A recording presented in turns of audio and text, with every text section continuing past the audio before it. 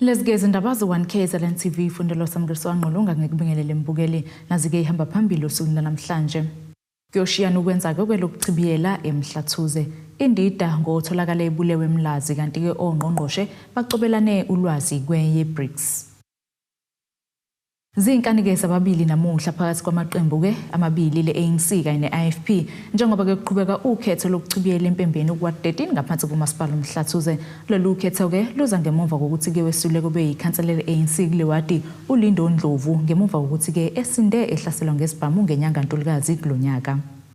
Mathathu kuphela ke amaqembu angenele ukhetho lokuchibiyela kuwa-13 Emhlathuze okuyi-ANC, i-IFP kanye ne-EFF.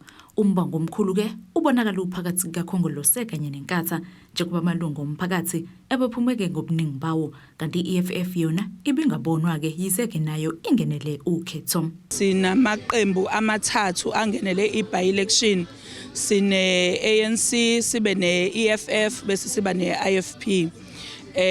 Kulamaqembu angenele ukhetho ikhungo zethu zo4 esinazo zivuliwe zonke ngesikhathi and ngokubuka kwethu kusahamba kahle, sisababona abantu bayangena bayaphuma ezikhungweni and asikakabatholi ama reports asho into ehlukile mhlawumbe noma ukuthi khona abantu abasavinjelwa ukuthi bangene kuma voting stations. Lamaqembu athi kayazethemba ukuthi na kanjani azowudla umhlanganiso kulolu khetho.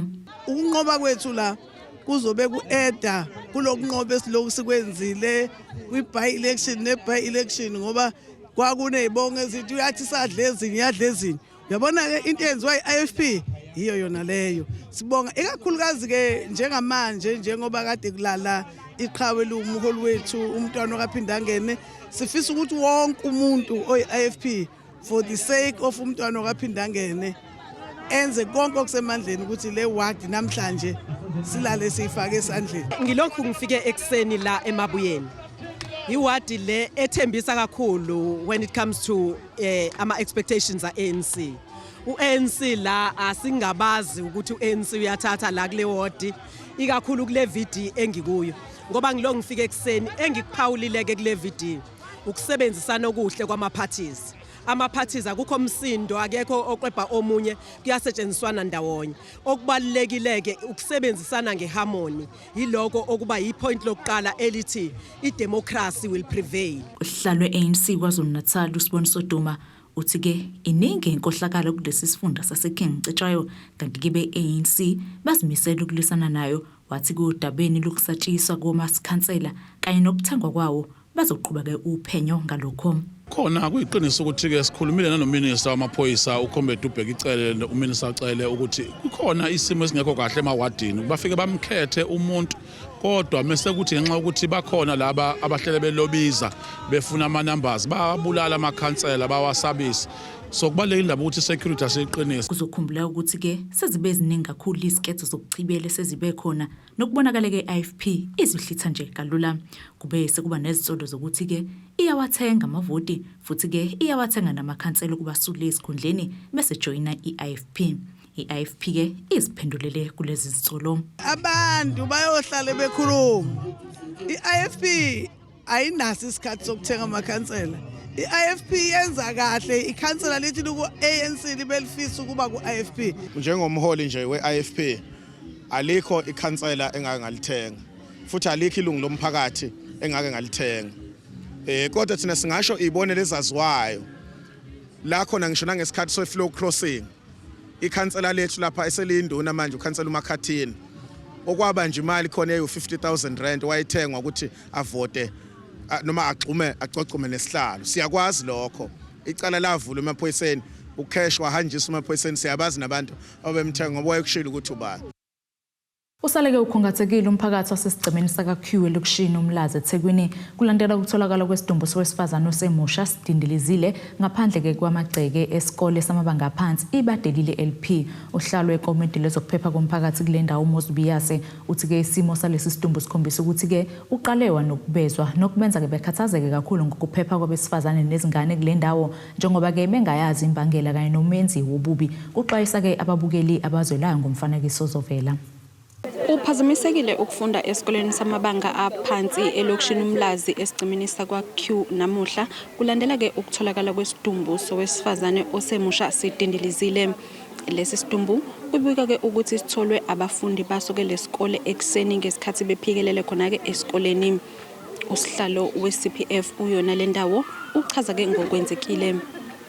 Mangifika ngilifice iphoyisa lila esangweni laselejitayibo sinenkinga la sibona nakho umhlolo ubonwa yingane la ngaleso sikhathi ingane bese zime izixongololo la zibuka sondela nothisha omkhulu esondela futhi naye siyathola la kunesidumbu somuntu camanti ngamlinganisela mhlawumbe from 18 to 22 ngokweminyaka ubethule la elimele ngeke simene sikahle embozeke nje ngisho amaphathi wakhe angasese vele noma kanjani. So bekunegazi eningi nje ichithekile lapha nalapha njengobona kunokushudushudu ukhomba ukuthi kukhona lokho kade kwenzeka bakungenzeki ngesivumelwano uma kuthi bekwenzekela la besingeke isivumelwano bekade kuneblend bokucaca ukuthi kunobhudubhudu ngisho njalo ngoba necathulo zakhe lezokulela esinye besilapha naso sithelwe igazi esinye sisekuyena naso singesihle kakhulu. So bekuyileso simo ngempela kade sisibonela sithema sithi must yaphakamisa bona futhi mhlawumbe about 10 meters away ku nesiqoko bese fall to naso siphansi. Njengoba ke usihlalo wayo ke iCPF kuyona ke le ndawo yakhona eMlazi esisichazelele ke ukuthi ke wona lo mphakathi usuphila ke ngokuhlalela overluni ngenxeke yazo izigameko zobugebengu nokubulawa kwabo ke abantu okwenzeka kuyona le ndawo. Sinalo ke ilungu lomphakathi elingowesifazane elingathandanga ke ukudalulwa ngenxeke yokusabela impilo yalo ozosibeka esithombeni ukuthi ke njengoba ke sikhona kuyona le ndawo ngenxeke yakho ukutholakala kwesidumbu sowesifazane osemusha ukuthi ke bona njengabantu besifazane bazizwa kanjani. Mhlawumbe sicela usibeke esithombeni ukuthi umuzwa wenu njengabantu besifazane kuyona le ndawo nizizwa kanjani ngaso lesigameko esenzeke njengamanje. Thina njengabantu besifazane abahlali basendaweni sizizwa singasaphephile kakhulu ngenxa yokubulawa kwabantu kulesigceme saka Ward 87. Impilo zethu ayisaphephile wesi lokho okwenzekile kwenzeke eduze kwesikole la kufunda khona abantwana abancane. Ngiyacabanga ukuthi njengoba bebonile okwenzakalile ngiyacabanga ukuthi basazoke babe netrauma badinge icounseling. Sesosaba ngisho ukuthuma izingane zethu ezitolo nokuthi uma ngabe ingane iye esikoleni wena mzali it's a walk away distance uzosaba nokuthi ingane yakho iqhubeke iye esikoleni. Amaphoyisa siyazi ukuthi awanele since emlazi ukuthi ufuna iveni yamaphoyisa kune crisis utshele ukuthi amaveni mabili elinye li-attende imeta elinye li-attende i-robbery. So ngaleyo ndlela sicela ukuthi umphathi wamaphoyisa ubheke icela asandisele amaphoyisa abe maningi eMlazi because ubugebengu buningi nalapha ka-Q kweyincane kwabulawa abantu about 6 or 9 and worse omunye umuntu uhlinziwe ngala ko7 same Ward 87. Iziko lezindaba ke lizamile ukuxhumana nawo ke amaphoyisa esifundazweni KwaZulu-Natal ukuzama ke ukuqinisekisa sona ke lesigameko esenzekile. Police in Umlazi are investigating a case of murder after a body of a 24-year-old woman was recovered with multiple stab wounds at a school at Q section in Umlazi. The body was found by learners on Wednesday morning. Circumstances around the murder are subject to police investigation. EMLAZI.1KZNTV kube kuntombi khona mvubu ngiseThekwini. Ungqongqoshe wezokuqasha nezisebenzi kuleli uthula Sinxesi uthi ke kuzomela besebenzisane nosomabhizinisi abahweba ke ngokuqhuba kwamabhizinisi abo ezitaladini ngoba ke bakholwa ukuthi ke yibona ababamba iqhaza elibalekile ukufukula komnotho nokudala ke amathuba omsebenzi. Unxesi usho lokhu kusithangamsa bezindaba eThekwini njengoba kuqala umhlangano weBRICS Labour Employment ohlanganisa ke ongqongqoshe abahlukene ukuze ke bazocubelelana ngolwazi oludingidwe kwinkonfa yeBRICS. Ungqongqoshe kunya kuvezile uveze ukuthi njengoba iNingizimu Afrika iyakhahlanyezwa kakhulu igciwane iCovid-19 bakubona kubalekile ukuthatha lithuba lokuthi bahlanganise ongqongqoshe beBRICS ukuze bezokwazi ukucubelelana ngolwazi okuyilona ade belihlanganyele ngesikhathi kuneBRICS eGoli ngenyanga edlule. Nathi ke siyabona ongqongqoshe sihlangene la. Kodwa ke lo mhlangano ubungaqali manje kunemhlangano ibilungiselela lemhlangano esiyibiza ukuthi imhlangano ke yabaqondisa abo DG bebezama ukulungiselela ukuthi babuke ukuthi yini izinto kumele sikhulunywe ngazo. futhi eceleni sesihlanganise nama federation inyonyana nazo ezizokhuluma ngezinto ezibahlanganisayo beyilamazwe ngoba amazwe la ane tradition enkulu yama trade unions wonke futhi kodwa ke sesibize namanye amazwe sibize amanye amazwe akhona la ngasho nje la eSouthern Africa okanye la kwizwekazi lethu lase-Afrika oKenya bakhona la bazosijoyina nathi oZimbabwe bakhona uLesotho kananjalo. UNxesi uthi kule ngqungquthela yayihlanganisa nongqongqoshe beminye iminyango bazophinde badenkide kabanzi nangamabhizinisi ahweba ngokudayisa eindaweni eyisemgwaqeni ngoba yiwona namanye akwazi ukudala amathuba emisebenzi aphinda athuthukise nomnotho. Ungqongqoshe abanye uGxabami ungqongqoshe uLindiwe Zulu we-social development wezenhlalakahle ungqongqoshe we-small business uStella Ndabeni Abrams uzobe khona ngoba okunye siyokhuluma ngama sikhuluma ngemisebenzi sisiza kanjani amabhizinisi amancane eyiwona enza imisebenzi eminingi uma uyabheka nje manje lokho sokubiza ukuthi informal economy yiko okwenza imisebenzi eminingi kodwa uyathola ukuthi akusindawo esiyibhekile ukuthi sizeke kahle ikwazi ukuthi nalapho abasebenzi bekhona bavikeleke noma bakwi informal economy kuba ukuze ukwazi ukuthi economy yethu ikhule ukuze sikwazi ukuthi sibe nalento esiyibiza ukuthi i-production or izithelo ezibonakalayo emnothweni wethu kumele kube khona lokusebenzisana. Okunye kubalekile akuvezile uthi amazwe aku-BRICS amanye abaluleke kakhulu ngoba asephambili kakhulu ngezinto ezithile zobuchwepheshe ngakho azokwazi ukutakula ulusha. Kudebo Hospisi wezindaba ze1KZNTV ku-Channel 261 ngiseThekwini. Afungiswe ngabaholi bezenkolo amaqembu ezepolitiki ahlukene ngaphansi kwamasipala kaNongoma kwimizamo yokulwa nesihlava sokuhlaselwa kwamakhansela alomkhandlu. Lamaqembu ke athi ke azibophezela ekutheni ke kusuka manje azosebenzisana ngokuthula ukuze ke ngeke kuphazamiseke ukuhanjiswa kwentuthuko kubantu ngenxa ke yokukhombana ngeminwe. Le nkonzo ko yenzeka ngemuva kweziningi isigameko lapho ke kuhlaselwe khona amakhansela alomasipala.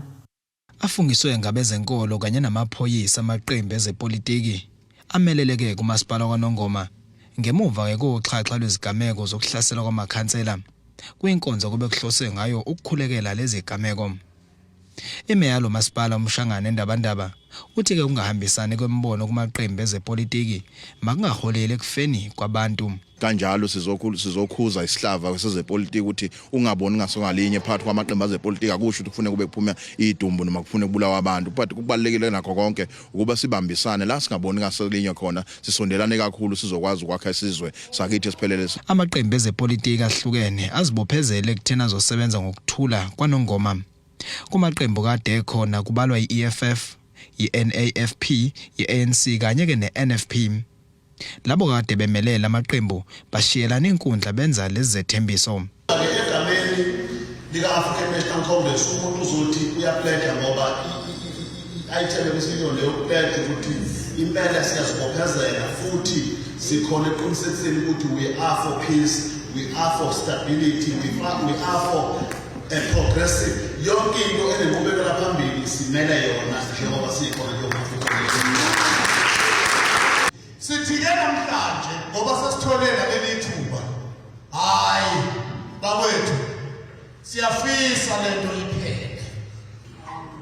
Siyafisa lento iphele. Akunazi bese kutheni omunye akasamzami ngani ukuyibuyisela. Asifuni ukuyibuyisela.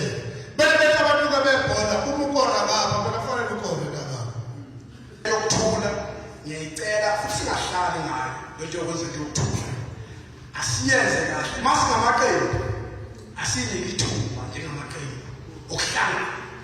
Noma ngabe mina njengoba sengifile kodwa abahlangana abaphilayo bayikhulume ngoba ibalulekile.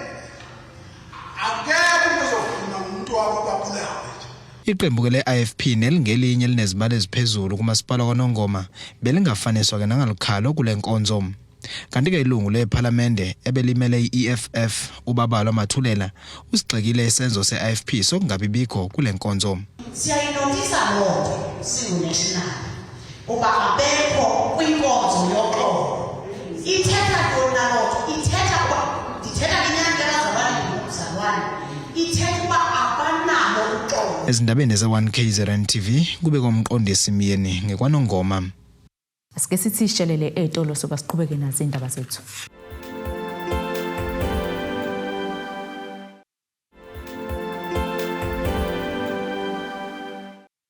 Asikwamukele mbukeli ubukele indaba ze1KZNTV nazi ke sithi zona ihamba phambili. Kuyoshiyana ukwenza ke Lokuchibiyela Emhlathuze. Indida ngotholakala ebulewe Emlazi kanti ke ongqongqoshe bacobelane ulwazi kwenye BRICS. Izisebenzi zasesibhedlela King Edward eThekwini ezingaphansi kwenyunyane yezisebenzi zezempilo neHawu zifuna kaphuma phele kulesi sibhedlela umphathi waso njengoba ke zimsola ngokuphatha ngesandla sensimbi nosekholeleke kusuleni kwenqwaba yozwa kwabo benza ke imisebenzi ebucayi okunye kabakhala ngakho ungaqaliswa kwezikhala okwenza ke begcine sebenza umsebenzi abangayiqashelwe nokunye ke okuningi lokhu kuvele ngesikhathi bebhikisha emagcekeni lesi sibhedlela ngenhloso okudlulisa izikhalazo zabo. Babeke phansi amathuluzi babhikisha emagcekeni esibhedlela King Edward eThekwini abasebenzi bezempilo abangaphansi kwezinyunyana ineHawu kanye neDenosa. Lo mbhikisho othathe ihora eli-11 ubuhlose ukuzwakalisa ukungenami kwalaba ngempatho yomphathi wesibhedlela, ukushoda kwabasebenzi, ungabi sesimeni wesibhedlela nokunye ke okuningi. Indlela uCEO umphathi wesibhedlela aphethe ngayo abasebenzi nangendlela siconducta ngayo ke nje unprofessional. Mangabe edila nabasebenzi uyabashouta uyababhulisha and all those things. So those are some of the issues asilethela. Okunye okukhulu i-issue yama vacancies ekufanele kokuthe mase kwenziwa ama interviews but uCEO avela ngaba appoint abantu ngoma reasons angawachazi. Sike sazama ukuthola information i-meeting esibe nayo mangicabanga kumhla ka-20 July sizama ukuthola ukuthi yini enza ukuthi abanye abantu angaba appoint sangayithola impendulo ecacile. Okunye futhi okukhona ukuhamba kwabasebenzi ama resignations kule sikhungo lesi ahayi kakhulu futhi kubantu laba aba-specialized senior specialized practitioners are living in institutions nakhona ama reasons abawastateayo ikona indlela abaphethe ngayo CEO. Kuvele ukuthi ke inqwaba yabasebenzi balapha abenza imisebenzi ebalekile sebesulile, abanye banqoma ke ukuthatha amakhefu njengoba kunzima ukusebenza. Abenyunyana bathi ke bamfuna ehambile lo mphathi, kungenjalo bazokwenza kungasebenzeki ngendlela kwazise uma eqhubeka kuzogcina ke kuphazamisa ukuhlengwa komphakathi. Sibanikeza 14 days ukuthi ba respond. But in that response, in that 14 days, obviously we expect that by that time the CEO would have been relieved from mama duties zakhe.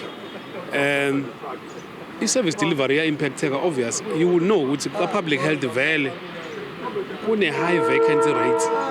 Kunama position amaningi angagcwalisiwe. So ke mangabe kuzoba nabantu abaningi abaku sick leave abagulayo ngenxa yokungaphatheki kahle emsebenzini, obvious labantu abavele bakhona abavele bashodayo bazogcina sebesebenza kanzima. Lento ezokwenza ukuthi ke ama queues ande abasebenzi umphakathi uzofuna usizo ungalitholi ngoba abantu abazobasiza bekhe emsebenzini. Nakuba beqhubeka lo mbhikisho ukusebenza kwesibhedlela akuzange kuphazamiseke, kanti uhlu lwesikhalazo lamukele yiloyo oyinhloko yomnyango wezempilo esifundazweni ovumile ukuthi udaba lokushoda kwabasebenzi into ekhona, kepha kayibhekene nalo mnyango kuphela. Uphinde wacacisa ke ukuthi umnyango ufaka imali eningi ukulungisa sona lesibhedlela njengoba kulindeleke siphinde siguqulwe negama, kanti malungana nezinsolo ngomphathi wesibhedlela uthi ke zizophenywa ngokuphuthuma. Sizobheka ku memorandum ukuthi iziphi izinto abakhuluma ngazo ngoba uma uthi umuntu akaphethe kahle kufanele kube khona ama specifics ozokhulumela phezukwawo. Sizowa investigate ke lawo ma specifics siphinde sihlale nabo ukubona ukuthi kuyiqiniso yini. Uma kungelona iqiniso iqiniso futhi sibatshela ukuthi lokhu kuyiqiniso lokhu akulona iqiniso. Uma kukhona okufanele kulungiswe esayidini lethu siwumnyango nasesayidini labo futhi abasebenzi ngoba kulento yokubambisana kubalekile ukuthi sazi abasebenzi babaleke kakhulu futhi they are very important stakeholder ekutritheni umphakathi. Lezi nyunyana zinike umnyango izinsuku ezili14 ukuba ke uphendule uhlu lwabo lwezikhalazo. Ezindabeni ze1KZNTV kube kuNtomkhona Mvubu eThekwini. Izisebenzi zomasipala uMsunduzi sezathatha umhlala phansi zizwakalise ulakalazo ngokubhikisha ke ngokuthula siphethe ke izinqwembe ngaphandle kwamahhovisi lomasipala laba bathi ke izihliziyo ziyaqaqamba yilolu daba ukuthi ke sekuphela iminyaka bengayitholi imali yabo yempesheni abanye ke sebadlula emhlabeni kanti abanye baphila ngokugula ngenxa lesisenzo. Umasipala uMsunduzi uthi akukho kongakwenza kwamanje kepha ke usuqalile uphenyo lokuthi ke yashonaphi imali yalaba. Labo ababeyisebenzi zomasipala uMsunduzi bazwakalise usizi ngongayitholi imali yabo yempesheni kusukela bayeka emsebenzini kanti namhlanje bebenkanise ngaphandle kwamahhovisi lomasipala bephethe izingqwembe. Size ngokufuna izimali zethu singazange sizithole kusukela ngo-2019 abanye 2014 abanye abangayitholi imali zabo kuzemanjeni masize ngazo imali sikhala ngazo. Manje nje songathola impesheni zethu baningi sebeshonile abanye bashaba itrok abanye yona mina ngixoxa ngazi mhlambe yona impesheni lengayitholile njengoba sengikhamba ngixoxa bengaxoxa umthetho wami mina ngicela mhlambe ikona okwenza lokho. We want to know from the MM or the mayor if they did the investigation, what was the outcome? Was the outcome, did they find out where the 33 million went to? And if they know who's taken the 33 million, they must expose those people who took the money and bring out and pay us our money. We're not even worried where they get the money from. They must pay us our money. The reason why they took 27 million, not even 1 week, and discussed it over council and paid Royal Football Club 27 million. Isikhulu esiphezulu kulomasipala uLulamile Mapholoba uthi uphenyo liyaqhubeka. Umasipala waseMsunduzi uphatheke kabi ngale ndaba. Engangokuthi uze wathi akube khona abaphenyi abayiphenyayo esesibaqokile ababhizi abalisebenzayo udaba. Kodwa alulona udaba olulula. Msaka ngoba udaba lenzeke kudala. Kufuneka siqwazulula amafayela sibheke lapha ngoba inkampani eyayinikwe lo msebenzi yaliquidate. Kusho ukuthi yavala ukusebenza. Ngakho ke akusekho lula so ke sebewatholile amafayili amaningi about 17 ekufuneka babheke ke manje kulama fayili bakwazi ukuthi babone ukuthi kuzokwenzeka kanjani. Kodwa lona udaba siyalisebenza sizoqinisekisa ukuthi luyaphethwa maduze nje ngoba msakazi enye into siyinikeze abaphenyi yokuthi abaphenyi ababheke ukuthi abekho yini abantu esingabamangalela sihambe siye emaphoyiseni sivule icala ngokuthi bangakwazi ukuthi baphathe umsebenzi abawunikiwe ngendlela eyiyo. Kanti owe-DA KwaZulu-Natal uFrancois Rogers uthi bazoqhubeka basize lezi zisebenzi ekulweni lolu daba. We will continue to fight this. I've now written to the public protector and I've given the public protector all the information that she requires to investigate this matter. I've also now engaged with the MEC of Kokta and asked her what she knows about it. We will not stop. This is just a process that we're going to follow. The longer they drag it out, the more we are going to come at them. They cannot think this is going to go away. It will not go away. Ezindabeni ze1KZNTV ngu-Ayanda Dube kisemgongondlovu. Umsunguli wenhlangano engenzi inzuzo iJubelihle ngomlomo Foundation nokulunga hlabisa uthi kubalekile ukuthi intsha abafana ifundiswe ke isancane ukuze izoba ngamadoda akusasa qotho. Uhlabisa bekhuluma kanje neziko lezindaba ngesikhathi ke behlanganise intsha abafana beyifundisa ke ngendlela yokuziphatha eCivic Sense empangeni. Intsha esencane abafana ibuphumeke ngomningi bayo eCivic Sense empangeni ukuzoba ke ingxenye yomhlangano lapho bebezofundiswa ngokuziphatha ukuze ke babe ngamadoda akusasa aqotho. iJubelihle ngomlomo Foundation lithi ke njengoba amantombazane efundiswa ngokuziphatha kubalekile ukuthi nabafana nabafundiswe ukuze bekhule beyiqotho. Kuthe makugcotshwa isilo uKing Misizulu wakubalula ukubaleka kokubhekwa komntwana womfana. Ngase nami ngiyazibophezela njengenyosi kaMajola njengomuntu osebenzela umphakathi ukuthi nami ngizocontribute youth endaweni yangakithi ekutheni sibhekelele umntwana womfana ingakho sihlangenelana sizothi njena sakha amadoda kusasa. Indlela intsha namhlanje eyenza ngayo cross insizwe siye sabona kakhulu ukuthi abantu intombi kunesikhathi esiningi lapho uthola ukuthi ziyanakekelwa ziyahlolwa ziyakhuliswa kodwa lokho akubone entsheni uzuyibheka uzuyibuza ukuthi engabe labantu abakhuliswa kangaka balukhuliselwa bani njengoba uma ubuka intsha nje intsha yezinsizwa uthela wayeka nje akekho umuntu onaka indaba yayo. Sesibona isidingo sokuthi namhlanje ake sihlangane ke sizokha izinsizwa sizonciphisa lento enokuthi bazi ukuthi umntwana nje ona 12 years no 13 years usuzothi umntwana ohlangana nedrobheni umntwana nangu umama nobaba abana 13 years. Obe isikhulumi ke siqavile sosuku Emhlathuze uthi ke kubalekile ukuthi ke koxoxisana nabafana ukuze ke bakhulume ngezinkinga ababhekene nazo ukuze bezokwazi ukuthi ke zixazululeke ngokusheshsha. And try to engage them, talk to them, encourage them, then only we'll be able to live in a good society because we'll know what is in their heart, what is in their minds and the challenges they face. Abafana kade beyingxenye yaloko bakuthokozele kakhulu bathi kuningi abakufundile ngokuba nje ingxenye yalomhlangano. Ngifundile nama side effects kwezinye izinto ebesitshela ukuthi uright njengokubhema ukuphuza konke lokhu influence kakhulu in this 21st century.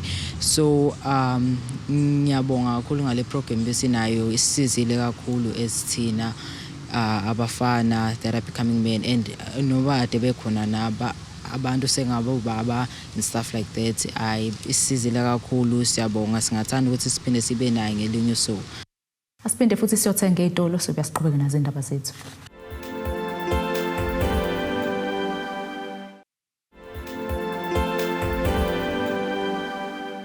Asiphinde sikwamukele ke mbukelo sabukelezo nendaba ze1KZNTV nazi ke besithe izona ehamba phambili.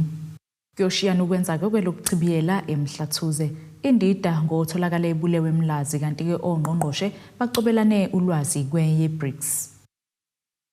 Akasibheke ke ngosini yezomnotho.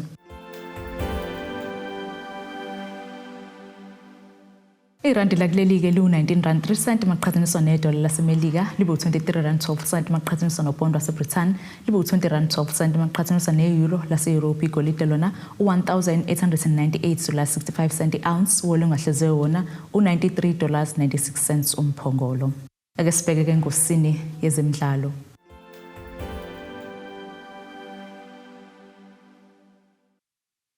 Umqondisi webhola lombhoxo eNingizimu Afrika uRasi Erasmus akakholwa ukuthi amabhokobhoko asezoba ngaphansi kwencindezi engeziwe ngemuva kokushaywa ke-Ireland emidlalweni wamaqoqo endebe yomhlaba ngempelasonto. Lo mdlalo kaPool B ubhekwe ngabomvu njengoba i-Ireland ikleliswe phambili emhlabeni kanti amabhokobhoko asendaweni yesibili futhi ke avikela isicoco sendebe yomhlaba asinqoba ke-Japan ngo-2019. U-Erasmus uqinisekisile ukuthi fly half uHenry Bollard uzodlala ke uma ke sebhekene neTonga ngesonto. Lo mdlali ke ulibangise France ngesonto ledlule ukuyovala kesikhala sika Malcolm Max olimalile. Nasikisimo sezulu esingalindeleka.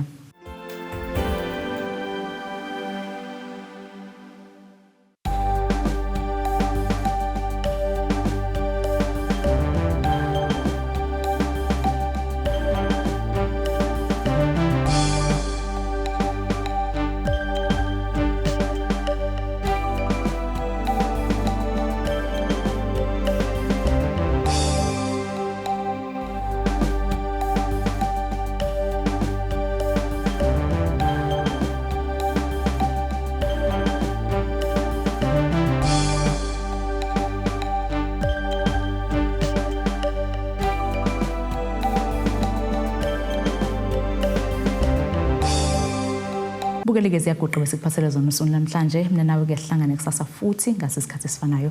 Saka kahle.